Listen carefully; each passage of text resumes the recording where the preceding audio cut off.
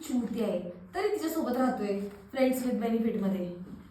Benefit तर आहे म्हणून तर राहतोय ना. प्रपोज जर केला तिला यानी तर बेनिफिट पण बंद होऊन जाईल याचं. एकतर आधीच ती मुलगी मुलाला खेळायला समजते. त्या मुलाला ना जर मैत्री महत्वाची असेल ना तर त्याने हिला नाही विचारलं पाहिजे, आणि जर ती महत्वाची असेल ना तर विचारलं पाहिजे.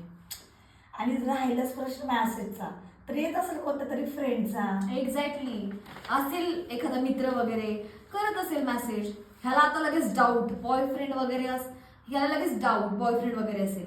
ह्या बॉयफ्रेंड लोकांची नासीच मचमच असते यार. Sorry baby.